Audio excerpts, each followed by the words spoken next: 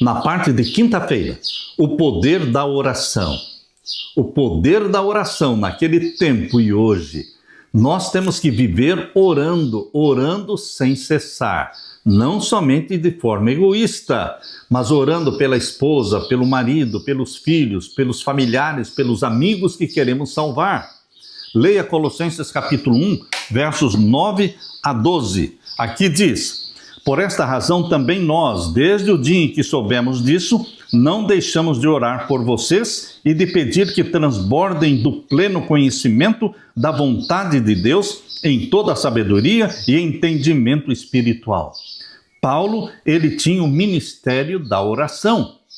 Esse ministério não foi impedido, não foi bloqueado dentro da cadeia, mesmo fechado dentro de uma cela, ele barrado pelos ferros, pelas grades, pelas portas, pelos guardas, mas ele exercia livremente o ministério da oração, da intercessão.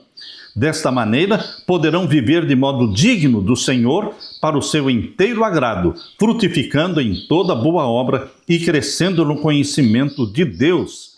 E aqui diz: assim vocês serão fortalecidos com todo o poder, segundo a força da sua glória, em toda perseverança e paciência com alegria, dando graças ao Pai que os capacitou a participar da herança dos santos na luz.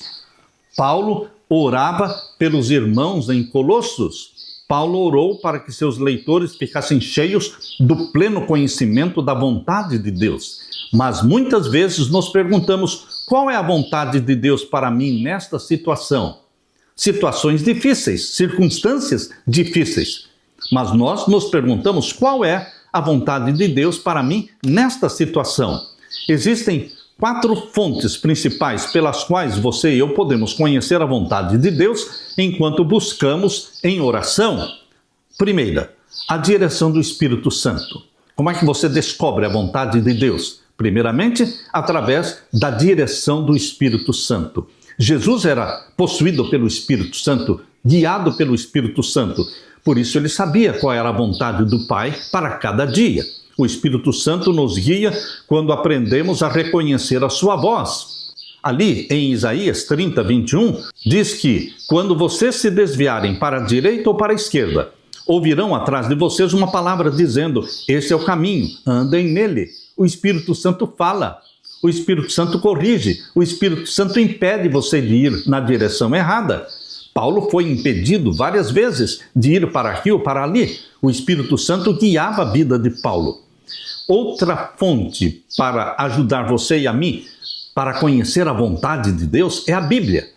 Uma fonte muito importante de sabedoria é a própria Bíblia. Por isso, o Salmo 119, 105 diz: lâmpada para os meus pés é a tua palavra, ela é luz para o meu caminho. A terceira fonte para conhecer a vontade de Deus: Deus nos concedeu sabedoria para os últimos dias por meio do Espírito de profecia. Os escritos de Ellen White nos ajudam sim a conhecer também a vontade de Deus para o tempo do fim. E a quarta fonte chama-se circunstâncias providenciais.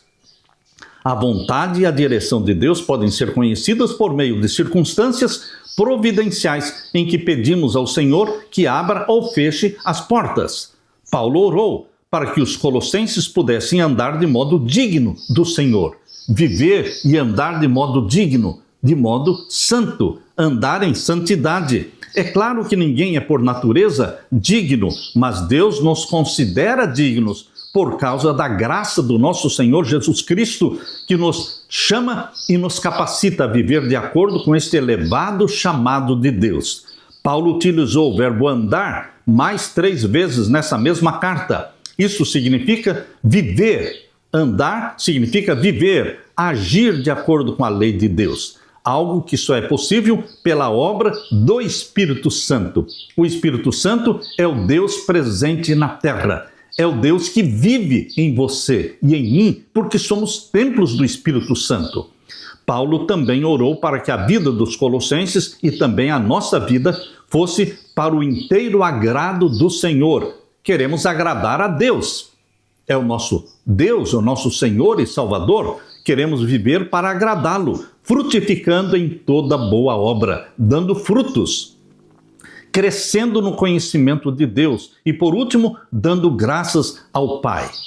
Suponha que alguém lhe perguntasse: como você sabe que Deus está guiando você em uma direção ou outra? O que você responderia e por quê?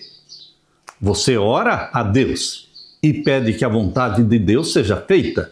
Você pede para que Deus abra uma porta ou abra outra porta. Você pede o conselho de Deus se deve vender ou não deve vender.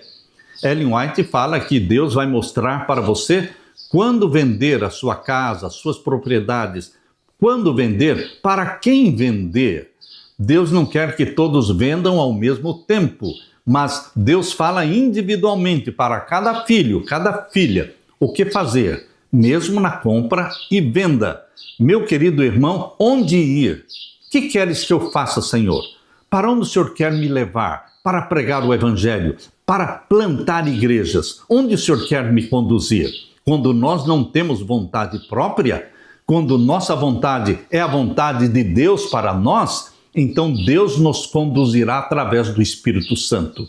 O Espírito Santo conduzia a vida de Jesus, que não fazia planos para si mesmo. Jesus não fazia planos para si mesmo, mas diariamente, antes do sol nascer, ele estava em comunhão com o Pai. E diariamente, antes do sol nascer, o Espírito Santo desvendava, descerrava diante de Jesus a agenda do dia, para onde ele deveria ir. Isso nós lemos no livro Ciência do Bom Viver. Ali diz: Cristo, em sua vida sobre a terra, não fez planos para si mesmo. Nós, pecadores, vivemos fazendo planos para nós mesmos. Planos egoístas, do que gostamos, do que queremos.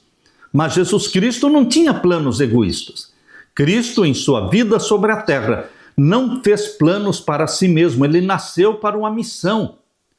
E você e eu, será que não nascemos para uma missão também? Qual é a diferença entre Cristo e você?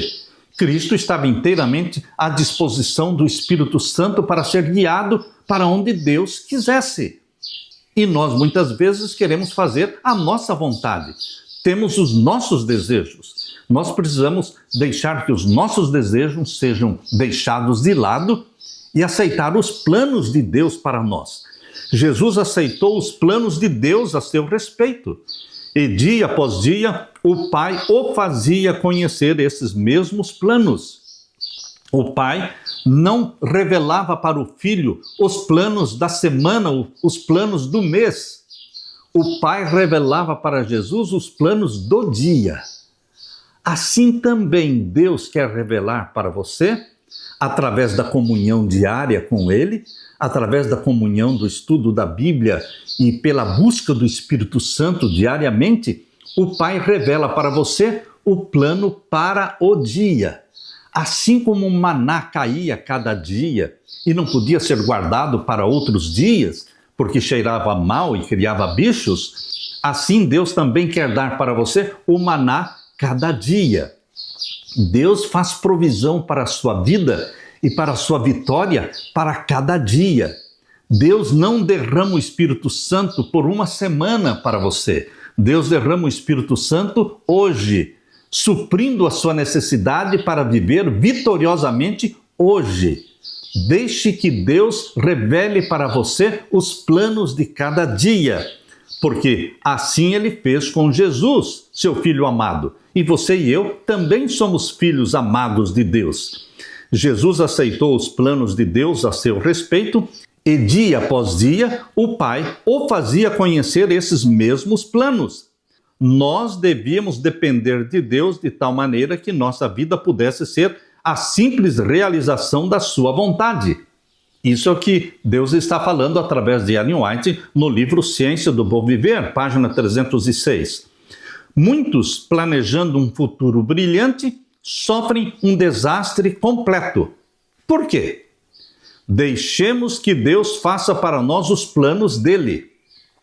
Deus não conduz jamais os seus filhos de maneira diferente da que eles mesmos escolheriam, se pudessem ver o fim desde o princípio e discernir a glória do propósito que estão realizando como seus colaboradores. Deus vai nos conduzir, se permitirmos, se pedirmos diariamente o batismo do Espírito Santo, assim como Jesus recebia diariamente o batismo do Espírito Santo. E o Pai revelava, descerrava diante dele a agenda do dia. Deus quer se relacionar com você, como filho amado, como filha amada, e derramar sobre você o Espírito Santo, provendo o poder divino para a vitória de cada dia. Amém? Amém. Deus seja louvado. Deixe-me orar com você. Pai querido que estás nos céus, obrigado porque através de Jesus Cristo aprendemos a não fazer planos para nós mesmos, mas aceitar os planos que o Senhor tem para nós e que o Senhor vai revelar e desvendar para nós cada manhã no momento da comunhão, no momento do batismo do Espírito Santo. Pai querido, derrama sobre mim, os meus irmãos, o Espírito Santo e faze-nos pregadores, aproveitando todas as chances e oportunidades, assim como Paulo, para pregar o Evangelho. Em nome de Jesus pedimos e agradecemos. Amém, Senhor. Deixo com você, meu irmão, minha irmã, a paz de Jesus. Amém.